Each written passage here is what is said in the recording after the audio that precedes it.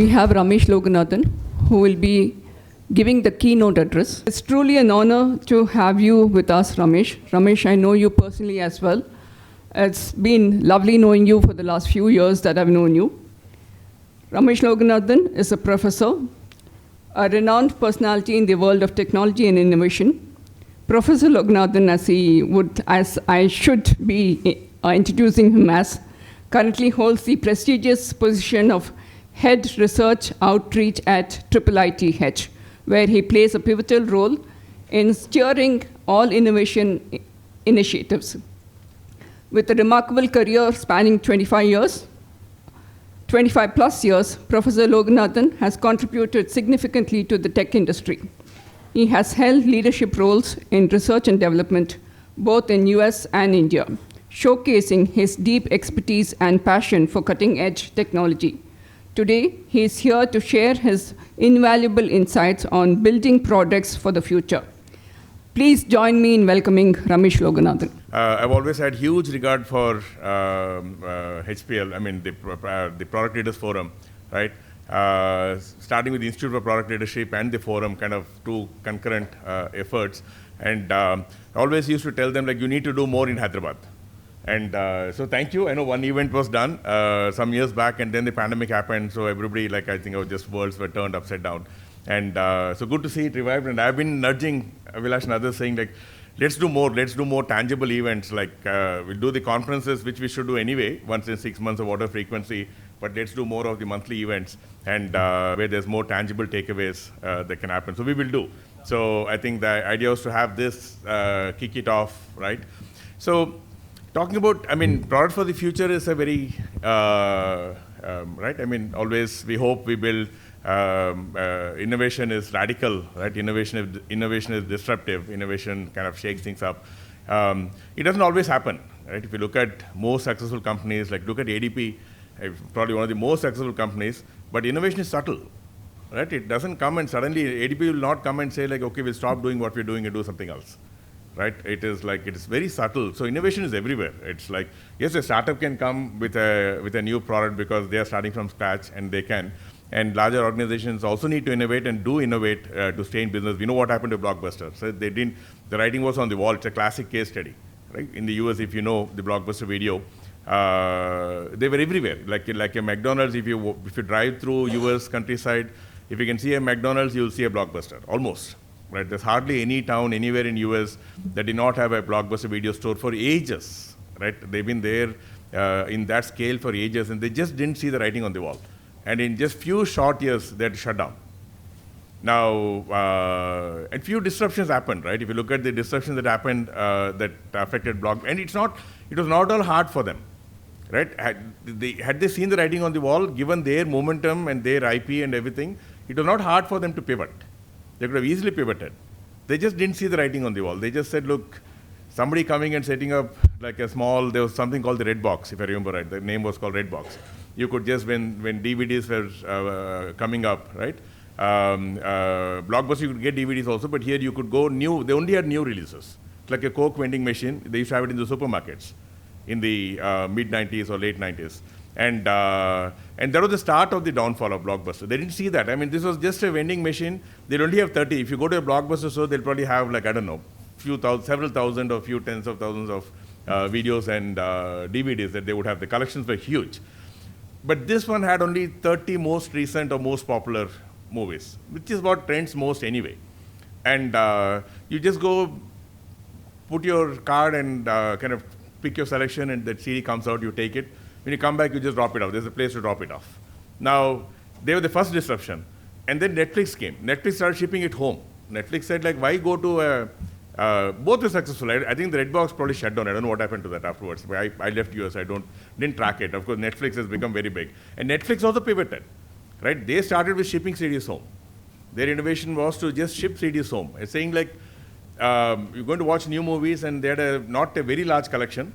And the collection that will move fast, and you get 2 or 3 movies at home at any given time. And there were such book clubs and CD clubs for a long time, but somehow nobody did the movies. Netflix came and did the movies.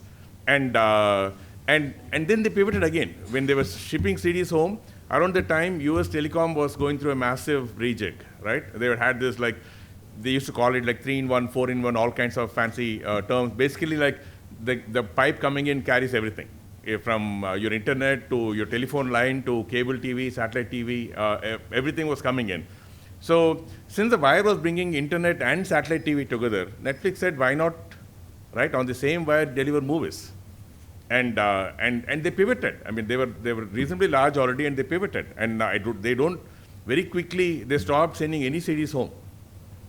And they still continue to pivot, right? A large company, because they're large, doesn't mean they were one of the largest. Amazon, I remember in the early, when AWS was launched, Netflix was one of the largest customers, because all the streaming was happening on Amazon AWS servers. And so I think innovation, it's more about looking for right opportunities. There's technology on one side, and there's applied technology, right? Innovation on the other side, right? The whole creative.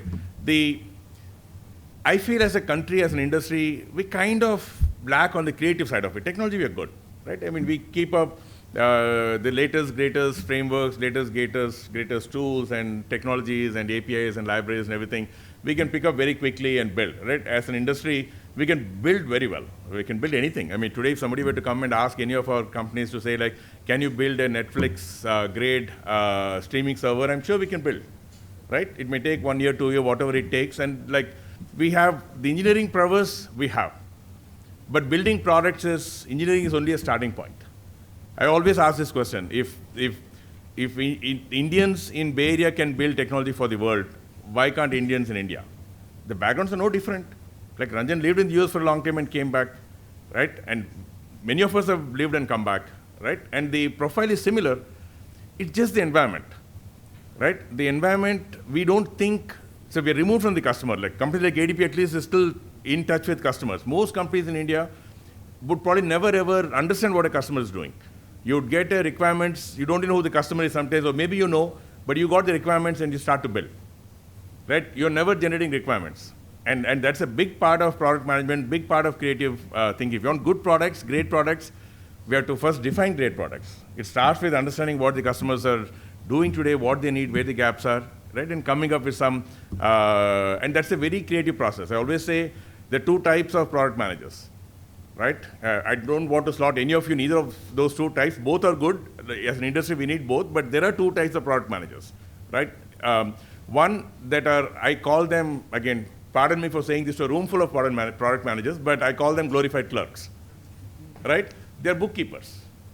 If you look at like the inputs keep coming in from field, from support, like engineering also gives a lot of inputs. I remember when I was in the Bay Area, product management was so weak. They could not say no. I mean, like if a senior director or senior architect, especially architects, like technology companies, architects have a huge say in very strong tech companies. If an architect comes in and says, look, this is the latest communication, actually was there, one such initiative. This is the latest communication framework we have to adopt. Now, absolutely no business case. Business value was zero. The communication framework we had was good enough for servicing everything Inform is needed as a database server. And they still said, like, we have to build this, and the product management organization could not say no. 1.5 years, like almost 25% of engineering time was used to build it for zero market value. No wonder Inform is shut down in a few years, right? I mean, you can't spend that kind of resources on things that don't have market value. So the understanding, but then we need that also. We need to keep track of all things coming in. There's some minimal value addition that happens in terms of prioritizing and such. But the bigger part is like the creative process. That's why great products happen, right? If Apple came and said, let's build another mobile phone, they would have been just that, right? Another mobile phone. But that's not what they came and said. So they said, like, let's disrupt. Let's completely reimagine mobile phones. And of course, not that everything Apple has done has become successful. There are many things Apple tried that failed also.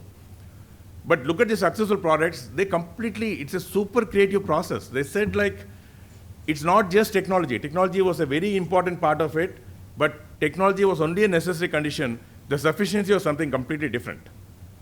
Right? The sufficiency was to completely disrupt the thinking. Like, I mean, you hear this often said in the Apple context, but it is true in most contexts. Some things you can't get from your customer. If you ask the customer, tell me what the next new big phone could have been, I don't think anybody would have described Apple phone. Right? They may at most talk about some pains that they're having today. Or they may talk about some things that will be nice. It'd be nice if I can do this also. Like it would be nice if I can take pictures in the night. It could be nice if I can, some small incremental things might come. But nobody's going to come and say like, can you think of a phone with a single button? Right? Can you think of a phone with no manual? Can you think of a phone that just feels so different and fresh to the hand? Like, I mean, every aspect they said like, let's make it a piece of art, right? And like that, and that wow factor, there are very few phones in the market that came before or after that just wowed the audience, wowed the customers, right? Like Apple iPhone did. Like iPod did some of it, but iPhone just blew the, like in the US, I remember, by then I'd moved here, but I used to travel a lot. I mean, like, I used to travel at least once every 6 to 8 weeks. And I would see few iPhones. The next travel, I will see more. In no time, in less than 2-3 years, 9 out of 10 phones are iPhones. That's how much of the market they captured. Like, I mean, it went crazy. And that's because everybody was so impressed, right? The wow factor, that's what makes delightful products. The wow factor is so strong, everybody, you want to tell somebody, you know what? iPhone, did you get it? I got one. Like, I mean, that whole thing, it impressed the customers so much that they became the most vocal champions. I don't think Apple even needed to advertise. And they made sure it's not just the technology. Technology is only one small part of it. Very important part, yes. But not that other leading players had any less technology in their phones. Right? So technology was not the differentiator. How they packaged it, right? How they conceptualized what the phone should be, how the phone should be. Thinking of a phone with one button, thinking of a phone with one button would mean, like all of you know, you all understand UI, right? Thinking of a phone with one button could have been a UI disaster. Right? People have said, like, I just want to make a call. I don't know where to press. How do I make the call? You could have just taken the user into a jungle and then just let the user loose, not being able to figure out where to go next and what to do. But that's not what happened. They designed it so well, you don't need to know anything. You just go, it's very intuitive. How do you make a phone intuitive with a single button? And not have too many buttons. See, they didn't even trick the system. See, today, if you look at most phones, there are 3 buttons, 5 buttons on the screen always. Right? Though they say there's one button, but Apple didn't even have that. Almost never even had a back button. Today they have, but early days, with that single button, it was intuitive. Right? You could figure out that you can always go back to the home screen. I remember my nephew when he's now 11, when he was just about maybe 12 to 15 months old. He figured out Apple phone. I was amazed. Like I said, I used to travel a lot. So I used to go there to visit him when he was growing up. And he would play a video when he was not even max 15 months, right? He could play the cartoon video he wanted. I was shocked. I just said, like, I want to see it. So I just took the phone, put some random thing, gave it to him. He was sitting on his high chair. He figured out that, like, he keeps pressing that single button, it goes back to the home screen. And he keeps doing it until it goes to home screen. It doesn't matter where what you're doing, and it will take you to the home screen. The moment he goes to home screen, he recognizes the YouTube icon. The moment he goes to YouTube icon, he knows that, like, if he scrolls once or twice, he will see the cartoon icon that he wants. Using 3 images, the home screen, YouTube icon, and the cartoon he wants. Every single time, I moved the cartoon around. I moved that icon around, and I gave it back to him. He could figure it out. Because he knew that, like, if it's not there, he does this, it goes up, he sees some more pictures. And he needs to do it until he finds a picture. And that's how intuitive. If a 13, 14-month-old can play the video he wants, you can imagine. I mean, it is remarkable. Of course, no, everybody follows that paradigm. But coming up with it when phones had big keyboards, like you remember Nokia came around that time, the Nokia brick. You slide it up like it is 4 mobile phones in one. Right? And very kludgy. Of course, it caught everybody's attention because, like, now when you walk around, one of the most expensive phones in the market. But imagine Nokia brick came around the same time as Apple phone came. Just look at the difference. No wonder Nokia doesn't exist anymore. They just lost it. The company, can you believe, 100-year-old company that has over the years innovated, kind of reimagined, pivoted, just lost it somehow, right? I don't know how it happened. That country is still a very, very creative country. It's one of the most creative countries in the world today, right? In terms of innovative thinking and creative. But somewhere it got lost, right? But So it is just, and their whole thinking of a product was that, like I said, technology is necessary, but only a small part. It's not the sufficient condition for successful products. Technology is only a starting point. Now, from the single button, right, the few mandates, it should look good, so the way they packaged it, they said they were the first ones to come with a small, tiny box. Right? Mobile phones used to come in big boxes with some of them used to have manuals. They definitely have small instruction books. They definitely have fold-out instructions.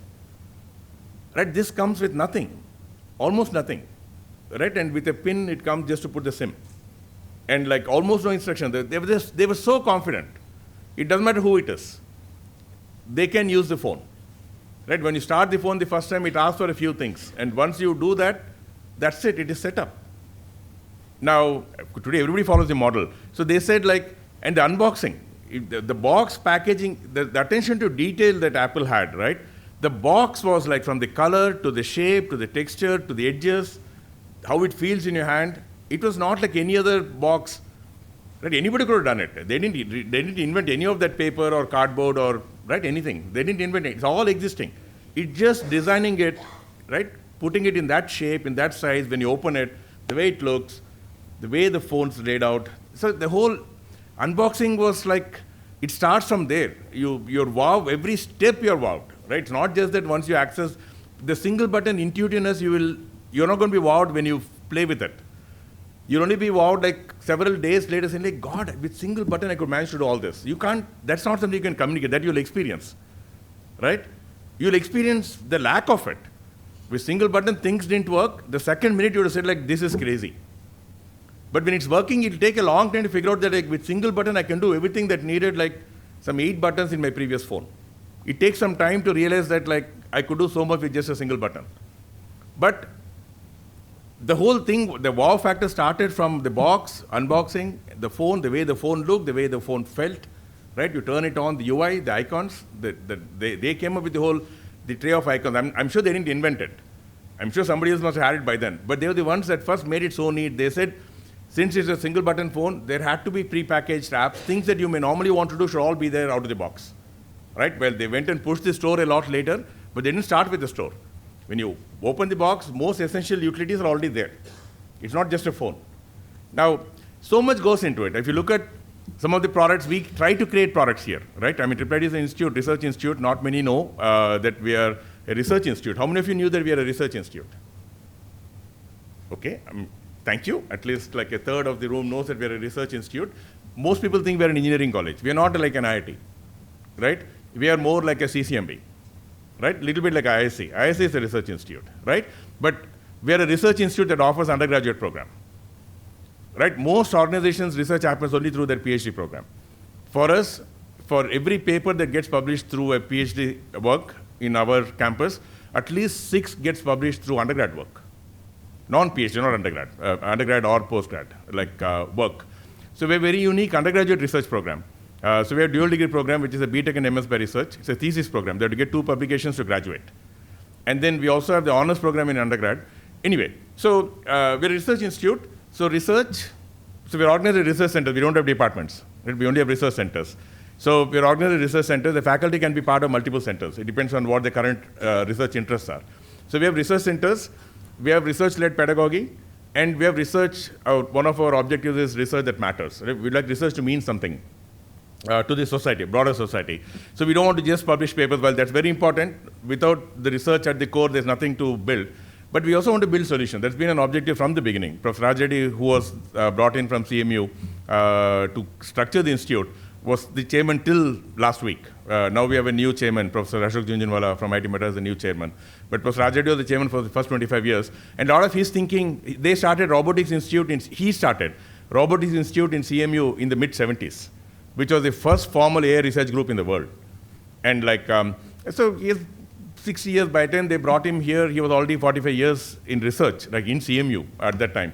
And so a lot of that thing went in experiences, so there's no departments. Everywhere its departments become silos. In India, it becomes even bigger silos. So no departments, we have research centers. And like, so faculty can be part of multiple centers. And so we manage research areas. And research should mean something to society was something that Professor Raj Reddy pushes a lot, even till date. We have a center we started in his name a few years back in the pandemic, where we work with NGOs to create emerging technology, AI and other technology-based solutions for NGOs.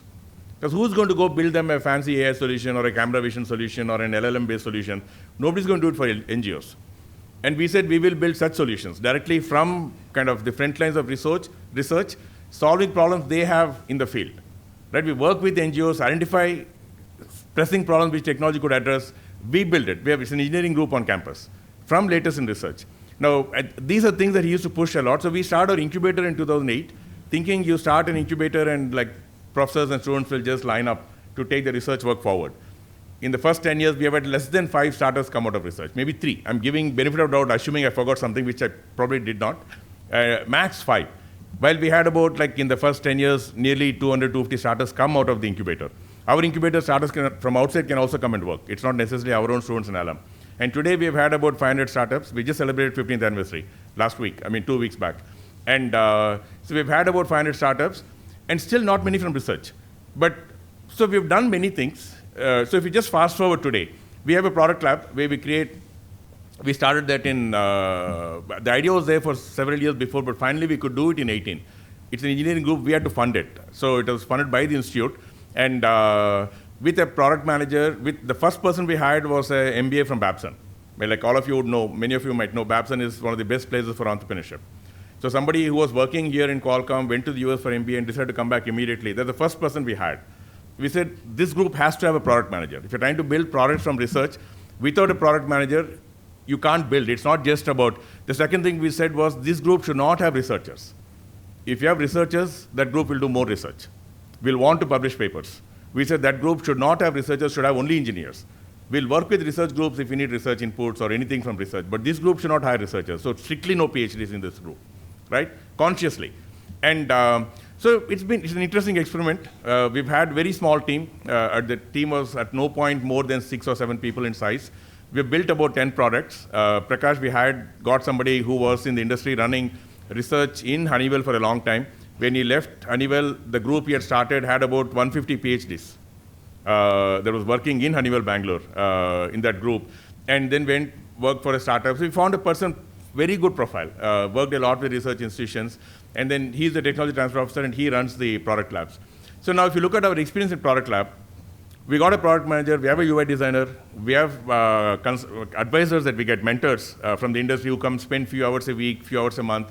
Because we are building a product, you don't need to talk to somebody every day, right? Even if they come and spend 1-2 hours every 2 weeks, it's good enough to give good direction in terms of the product.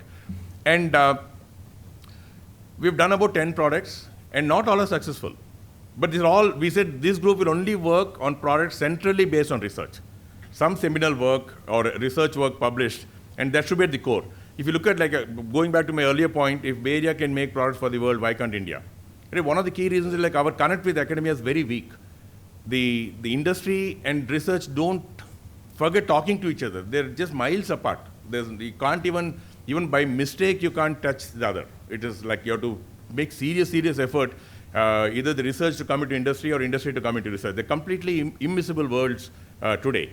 So we said we need to create this, since it won't happen organically, let's do this inorganically. Let's create this, right? Put in cart before the horse.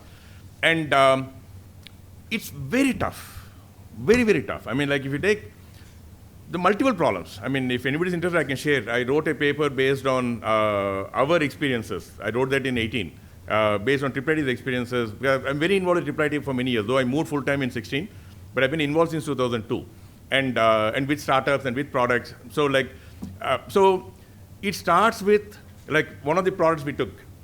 It got this professor, who's also a current dean of research, in the computer vision space.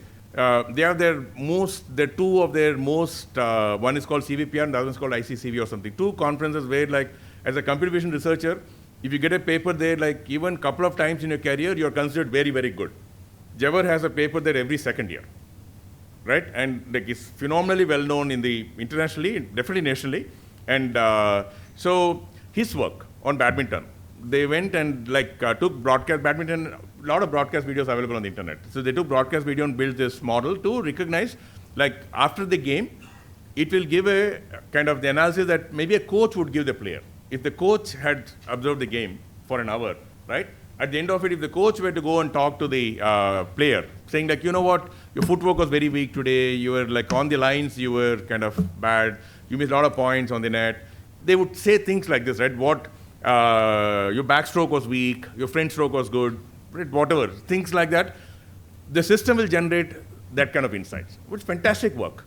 So that's the first product we took. We said, let's build it. Now, what we realized through that and few others we did at the same time, right? Research, the objective of research is knowledge creation, right? While they have a broad idea, they don't go randomly and do anything. Most professors have an idea, but imagine they went in this particular area, right? Badminton. If you hit an issue with not finding the right videos, you can reframe the problem. I can reframe the problem because knowledge creation, even if I reframe the problem, I'm still going to create knowledge. I'm still going to get my papers and publications and conferences and such. Now, real world you can't. So we took this and we said, we'll work with academies. And we said, we'll work with one camera. You can't go have broadcast cameras like in multiple 8 cameras, so we can't assume that. We said it should be one camera. Right there it came undone. The moment we said one camera, there were all kinds of assumptions built into the work that was done until then, because it was broadcast, something as simple as a camera angle change, side change is seen as a point. Because it happens, broadcast, they don't randomly keep changing cameras. They'll show from one side, and then when the point change happens, they'll show from the other side. And that's how all broadcast works in court games, like badminton. They'd use that to recognize that a point was won. Now, we can't, in single camera, you don't have that. Now, so just taking your real world you can't reframe the real world. If I'm building badminton, such a solution for the academies, I can't reframe how academies work. I can't go and tell Gopin's Academy saying like, look, you know what, we have this problem, we have to have the players play this way, not this way. You can't. I mean, they do what they do. Technology has to fit in. Now, so to understand the real world is a creative process again. It's not always like saying like somebody comes and says, this is my requirement, build it for me. We have another technology which is kind of getting a lot of interest, but they're struggling to find the right sweet spot, right? Both products came around the same time. We started working in 18, 19, and then they incorporated in 20. So both the startups are around 3 years old. The other one comes from the document AI. We're a very strong language technology group. So language technology, computer vision, and robotics, 3 areas we're very, very strong, among the best in the country, and robotics also among the best in Asia for research output. Now, language technology, today there's so much of noise on ChatGPT and such. The LLM work has been happening here for the last 6, 7 years. So out of one professor's work, this solution came out, which is like you can ask a question, and it will find information from large documents, right? You have any number of documents, it will find information from large documents.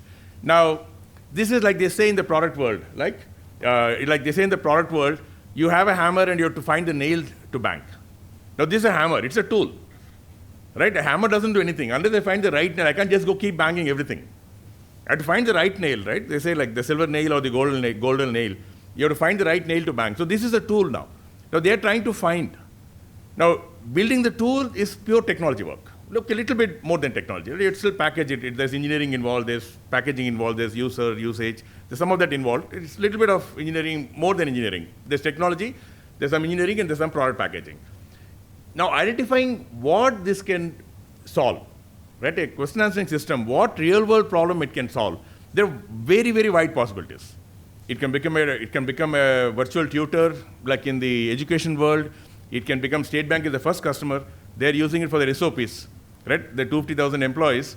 They have a SOP. They have like some 20,000 one-page FAQs today, and they do that because they can't find information from their 300 SOPs, very large documents. So now they're putting this QA system there, so they can ask any question on policy, process, and such. It will find the information from those documents. Now, it could be for SOPs. It could be for customer support. Now, they tried customer support. The problem with customer support was, if I just find the information from an existing knowledge base, that's not answering the question. It has information to answer the question, right? To answer the question, you need to go into generative AI. The moment you go into generative, which they can do very easily, because if they can find 3 pieces of information that is relevant, they can quickly kind of massage it and create a nice paragraph out of it. When they do that, like which is a problem with Gen AI, right, today, ChatGPT, you get incorrect information, you get new information. And customer support, you can't give new information. You can't go and tell like my thing said, like there is some 4 balls here as switches, you roll the 4 balls and the mic will come on. Well, there's actually a simple red button here. Now that's the kind of, it generates information which is not kind of real. Now, they're figuring out, they're in the market very actively for the last 1.5 years. They're getting some customers, they're still trying to figure out, now that's a creative thinking process you have to observe, right? Sometimes you get lucky where some customer will come and tell you, like, do this for me. Right? State Bank came and told, do this for me. So they got excited. State Bank asked, every bank should want. They've talked to every single bank. They say, often they say, no, our SOPs are not that big. State Bank is large. Our SOPs are much smaller. Or they say, like, yeah, it is there, but not such a bad problem. We won't pay for it, at least, right? Now, so when somebody comes and asks, that may not be, so it's a creative process where you have to observe and connect. So that is the creating technology products for the future, right? Technology is only a starting point. The observations and connecting the dots is a much, much larger problem. If we don't do that, we can't create products for the future. Thank you. To stay informed about the startup ecosystem, subscribe to My Startup TV.